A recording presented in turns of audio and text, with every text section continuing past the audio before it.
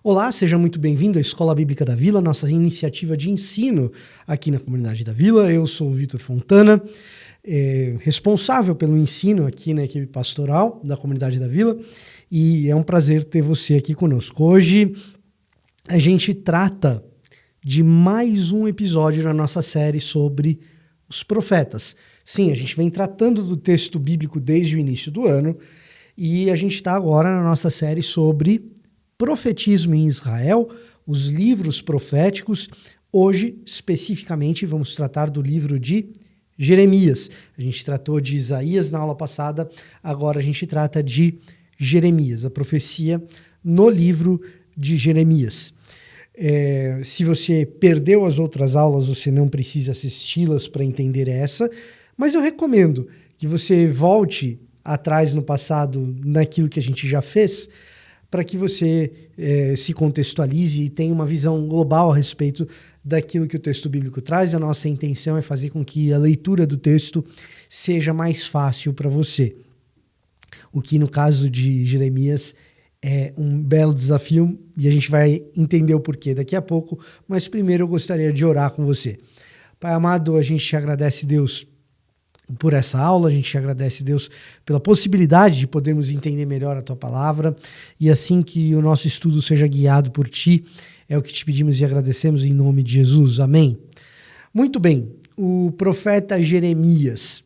O profeta Jeremias é sim uma leitura difícil, como Isaías também é, um pouco menos rebuscado do que Isaías, mas como a gente lê em língua portuguesa, tanto um como o outro, talvez o requinte literário e o apreço por um hebraico mais rebuscado não faça tanta diferença assim de Isaías para Jeremias. Agora, as questões temáticas que fazem Jeremias ser um livro complicado muitas vezes são aquilo que tornam Isaías complicado também.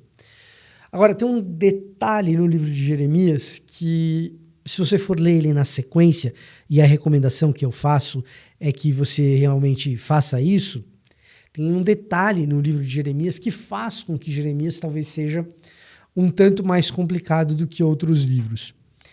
Jeremias não é um livro escrito por Jeremias numa sequência lógica, tá? E isso talvez seja uma das grandes chaves para entender o livro. Tratar o livro de Jeremias como pequenas unidades literárias na sequência vai fazer com que você entenda melhor o livro. Feche uma sessão, leia uma sessão literária e feche uma sessão literária debaixo do contexto que eu vou dar hoje, e aí vai ficar muito mais fácil de você ler o livro de Jeremias. Por quê? Porque o livro de Jeremias ele é um compilado de ensaios, poemas, orações, para entender melhor. Pensa em Jeremias como se ele fosse um livro de uma coletânea de colunas de jornal. Para quem é um pouco mais velho e lidava com jornal impresso, talvez você seja do tempo do site, mas o teu portal de notícias favorito, ele tem lá um outro colunista que dá opiniões, colunista opinativo que dá opiniões. Opinativo que dá opiniões é ótimo, né? Mas periodicamente o cara tá lá escrevendo sobre um determinado assunto. Pode ser no jornal também. Quando o cara é muito bom, muito famoso, muito relevante, com frequência alguém pega e faz a proposta pro cara assim: vamos pegar as tuas colunas e transformá-las num livro e fazer uma compilação? O pastor aqui da comunidade da Vila, o Marcos Botelho, ele tem um livro assim, Vida Cristã Fora da Caixa. É um conjunto de colunas que ele publicou na revista Ultimato, por exemplo. E nem estava no script isso. Eu lembrei agora gravando. Lembrei agora quando fui gravar. Mas tem outros tantos autores que têm isso. Gabriel Garcia Marques, por exemplo, o autor de 100 Anos de Solidão, ele foi jornalista durante muitos anos, jornalista político durante muitos anos, e existem livros que são coletâneas dos seus artigos no jornal. O profeta chamado Baruque, ou o assistente de Jeremias chamado Baruque, aquele mesmo Baruque que você tem um livro apócrifo com o nome dele, Baruque faz essa compilação de artigos de Jeremias, que ora são orações, juízos, palavras de esperança, ensaios, profecias sobre esperança ou sobre juízo, que Jeremias escreveu. Baruque é o responsável por essa compilação final. Você vai ser mais feliz se você ler Jeremias dessa forma. Vai ficar mais fácil para você entender qual que é a do livro. De que não tem ali uma ordem cronológica, mas uma ordem um tanto mais temática que ora adquire uma forma cronológica, ora não, tá? Então, Jeremias ele apresenta essa peculiaridade um tanto rara para um livro, mas que parece com algo que a gente tem hoje em tempo contemporâneo, uma sequência de várias pequenas unidades literárias que formam um todo narrativo, que formam uma unidade maior com alguns temas em mente. Pensando nesses temas que Jeremias tem na cabeça, e Baruque, quando fez a compilação também, tudo gira em torno de uma grande questão. Então, é importante levar em consideração esta grande questão, em torno da qual tudo ali está girando. Se você quiser o número do Antigo Testamento, decora isso. Tem o grande número do Novo Testamento, né? Qual que é o grande número do Novo Testamento que todo mundo conhece? Até por causa de música do Iron Maiden, ou por causa dos filmes de terror, ou qualquer coisa do gênero. 666, 666, é um número do Novo Testamento que todo mundo conhece, né?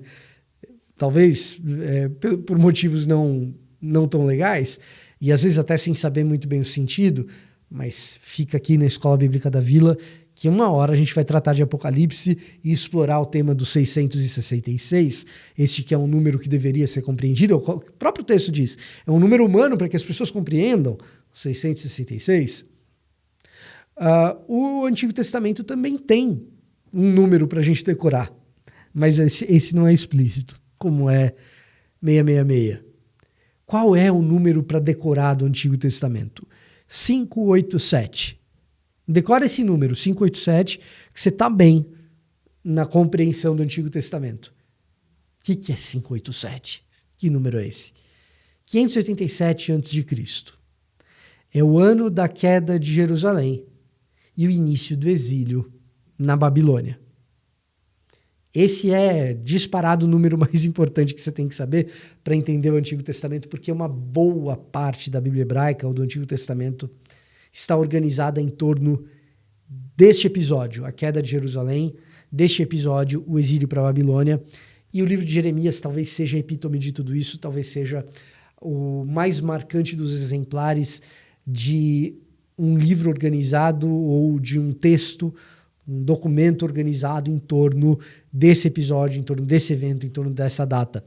De certa maneira, o livro de Jeremias ele é uma organização de pensamentos que interpretam, refletem, pensam sobre o ano 587 e os seus episódios.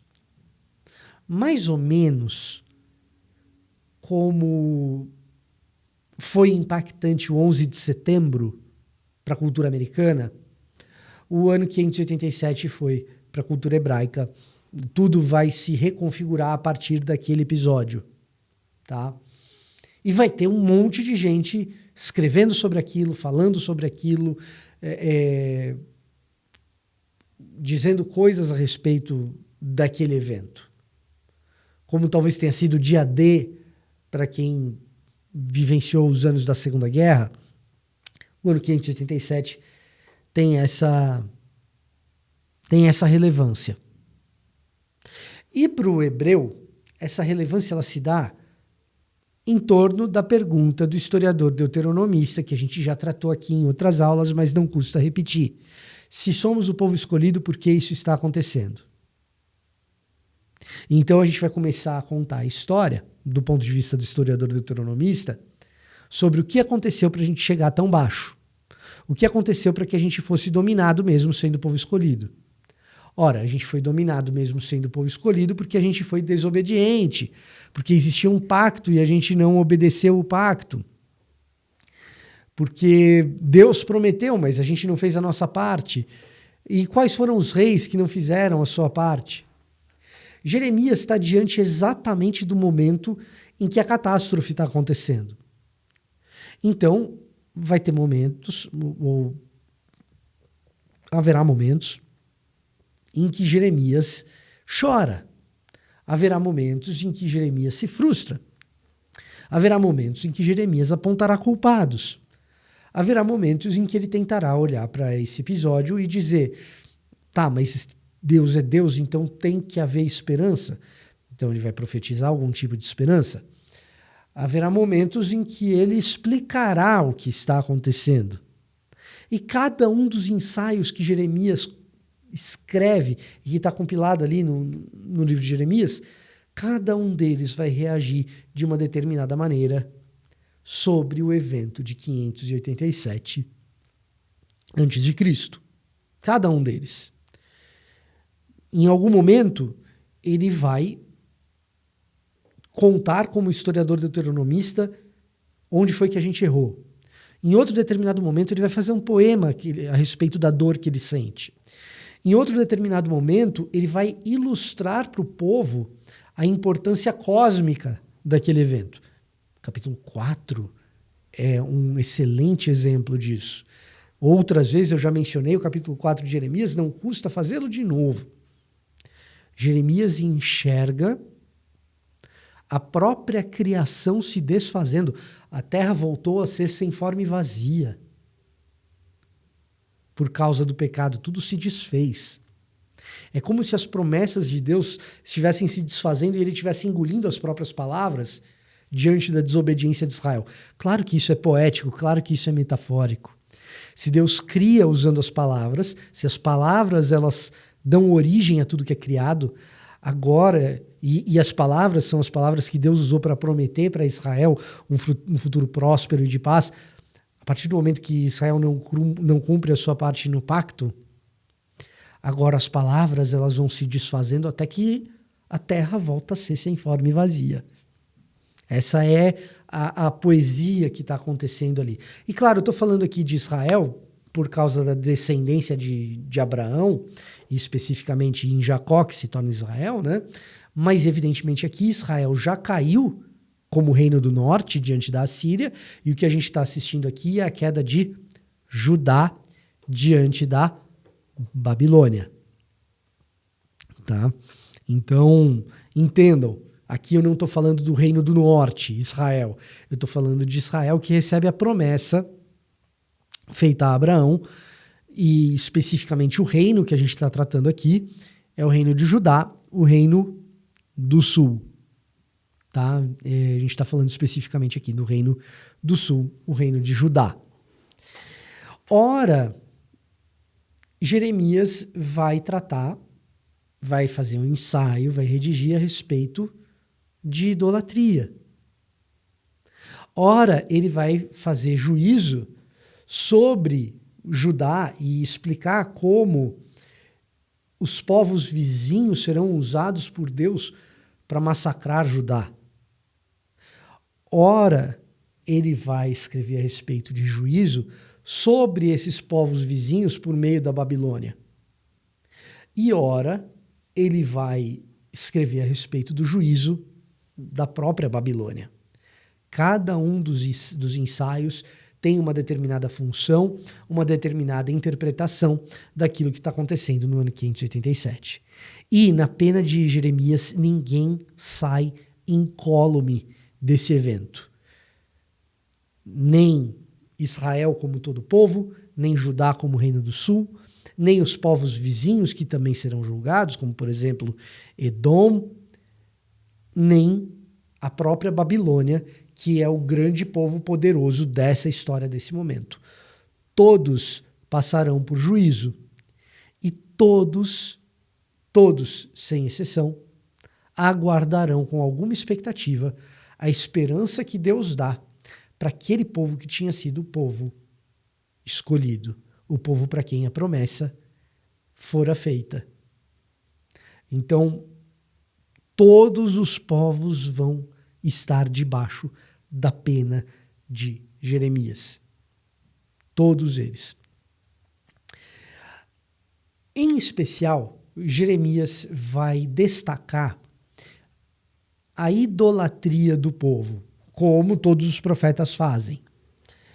Jeremias, ele de alguma maneira, ele se opõe à elite de Judá, à elite do templo e à elite de Jerusalém. E ele denuncia, em especial, as práticas litúrgicas da elite de Judá, da elite de Jerusalém, da elite do templo. Qual que é a crítica básica que Jeremias está fazendo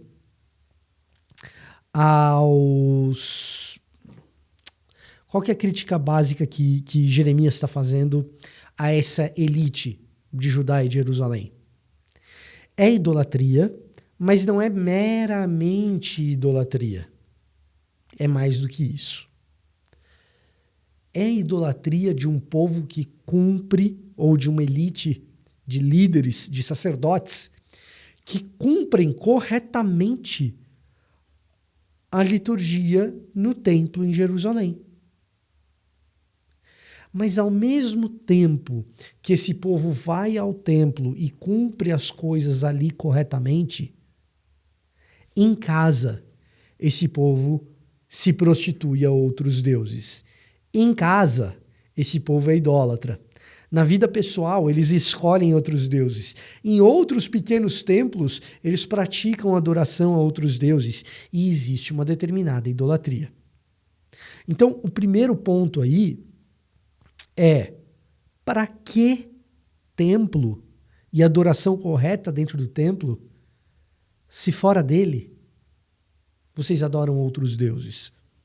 Talvez numa aplicação contemporânea, para que uma teologia super ortodoxa, uma liturgia correta e uma devoção dominical, se durante a semana, no nosso trabalho, a gente está adorando a Mamon? Só um exemplo do que poderia ser Mamon, o dinheiro, né?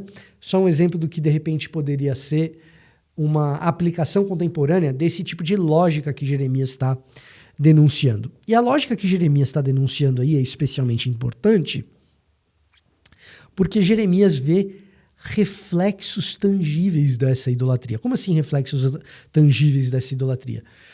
Jeremias, ele enxerga efeitos concretos desse tipo de adoração que ocorre em casa, desse tipo de adoração a outros deuses que contaminam o povo, embora no templo tudo esteja acontecendo, entre aspas, direitinho. Para que templo, se em casa você faz diferente? Então, o templo vai ser destruído. Babilônia vai chegar aqui, vai destruir o templo. Mais que isso, para que justiça? Para que justiça dentro do templo se a justiça não é praticada fora dele? Se fora dele vocês se parecem com os povos vizinhos. Se fora dele vocês fazem as mesmas coisas que os povos vizinhos fazem. Então, lembra que o historiador deuteronomista, ele olha para o exílio e ele fala o seguinte: Israel, no caso aqui o reino de Judá, não cumpre a sua parte no pacto, então acaba indo para o exílio. Quais aspectos do pacto que estão sendo descumpridos? Ora, adorar apenas um Deus é um deles. Então, tem idolatria. E qual é o reflexo dessa idolatria em casa? Que outros elementos do pacto são descumpridos por causa dessa idolatria? E aí, é muito interessante que já naquele período, 6º, 7º século antes de Cristo, existe algo muito parecido com o que a gente vê hoje no contexto de igreja. No contexto de igreja, quando a gente olha para o pecado dos cristãos e o que o cristão faz que se distancia daquilo que Deus planejou, talvez num ambiente super conservador, a gente vai falar sobre sexualidade, um afastamento de uma santidade, de uma teologia ruim. E num ambiente super progressista, o cara olha para essa coisa da sexualidade e fala, nossa, que esse moralismo tal. O problema é social, o problema é que a igreja não é suficientemente misericordiosa, ela não olha para o pobre, ela não olha para os grupos mais excluídos, etc, etc. E existe essa tensão, né? Nesses dois olhares para os tipos de pecados que a gente vê a igreja se afastando daquilo que era o plano de Deus e tal. E às vezes a gente enfatiza demais um e não enfatiza tanto o outro. E nesse período aqui acontece a mesma coisa. E por isso Deus levanta dois profetas diferentes, um vai ser mais enfático em uma delas, outro vai ser mais enfático em outra delas. Então, quando a gente olha para Jeremias, Jeremias é esse cara que está olhando para os excluídos, para a crueldade com o pobre. Ezequiel vai ser um cara muito focado no comportamento pessoal. Tá? Então a gente tem dois caras aí, e eles estão dando pra gente a letra de que, na verdade, as duas coisas são importantes, tá? As duas coisas são importantes. E Jeremias está muito ocupado dessa questão do pobre, do marginalizado, daquele que passa fome, do órfão, da viúva, do estrangeiro, aqueles que o povo não cuidou. E efetivamente ele se torna esse cara. O capítulo 7 de Jeremias é especialmente revelador nesse sentido, mas mais tarde, Jeremias ele cutuca tanto nessas feridas que ele é vendido para o Egito e ele se torna o estrangeiro e ele se torna efetivamente o pobre. É muito curioso o que acontece com Jeremias nesse sentido. Mas, de longe, o tema que Jeremias mais denuncia dentro da idolatria que ele compara com o adultério é o que vocês estão fazendo com o pobre. O que vocês estão fazendo com o órfão, com a viúva, com o estrangeiro, com os grupos que são mais massacrados. Vocês estão na medida em que vocês adoram outros deuses na intimidade de vocês aí em casa, vocês se tornam parecidos com aquilo que os outros povos fazem. Porque eles praticam essas coisas contra o órfão, contra a viúva, contra o estrangeiro. Esse é um dos grandes problemas, e para Jeremias, o grande problema de vocês, Israel, Judá, etc. É isso que está acontecendo. Vocês estão se tornando parecidos com eles. Só que na medida em que Deus usa esses povos estrangeiros para julgar o povo da promessa, para julgar Judá, existe uma denúncia aí que precisa ser feita a respeito dos povos estrangeiros que também são cruéis, que também praticam a crueldade com o órfão, viúvo e estrangeiro. E por isso as nações vizinhas também são julgadas. E por isso nem Babilônia escapa. Então nós temos um juízo também contra a Babilônia. Por quê? Se Deus está usando Babilônia para julgar Judá, para julgar Jerusalém, ela, a Babilônia, que também pratica crueldade contra órfão, viúva, contra o estrangeiro, também precisará ser julgada. E é precisamente a partir do julgamento da Babilônia, de uma expectativa futura de que Babilônia não permanecerá, que começa a nascer uma esperança de que, opa, peraí, o povo de Deus está sendo julgado, mas existe uma esperança de que um dia Deus fará a justiça que esse povo não fez e restaurará esse povo para o devido lugar da promessa. E qual que era a promessa? Vamos recapitular? Abraão, sai da tua casa, da tua parentela, e vai para o lugar onde eu vou te mostrar. E ali eu farei de você uma grande nação. E nela, e em ti, e a partir dessa tua descendência, todas as famílias da terra serão abençoadas. Gênesis 12, de 1 a 3. Como que isso se dá ao longo da Torá? Vamos recapitular. Se você não lembra, é só ir lá na nossa playlist sobre Pentateuco. Mas a gente dá uma recapitulada aqui. Como que isso acontece? Todas as famílias da terra são abençoadas por meio da descendência de Abraão. A descendência de Abraão se torna um reino de sacerdotes que vão fazer a ligação entre as nações e Deus. O que o sacerdote faz? O sacerdote, ele representa Deus diante do povo e representa o povo diante de Deus. Se você tem uma nação de sacerdotes, você tem uma nação que representa Deus diante das outras nações e representa as outras nações diante de Deus. Como que isso se dá na prática? Deuteronômio capítulo 4. Quando vocês cumprirem os meus estatutos, as outras nações vão olhar e vão dizer: que povo sábio, que lei extraordinária, que Deus tão próximo. E então, com a queda da Babilônia profetizada lá para o futuro, Jeremias está dizendo: essas promessas elas não terminaram. O povo vai passar por juízo, mas em algum momento esse povo vai ressurgir. Um representante desse povo vai aparecer. E então, a partir da raiz de Abraão, a partir da semente de Abraão, a partir da raiz de Davi, essas promessas elas vão aparecer. E o órfão, a viúva, o necessitado, o estrangeiro, que foram jogados para escanteio, eles vão ser restaurados. Para nós cristãos, esse descendente de Abraão, essa raiz de Davi, é Jesus. Que num reestabelecimento final da promessa de Deus a Israel, pega ali um israelita, Jesus era um judeu, e por meio dele cumpre tudo isso. E traz para si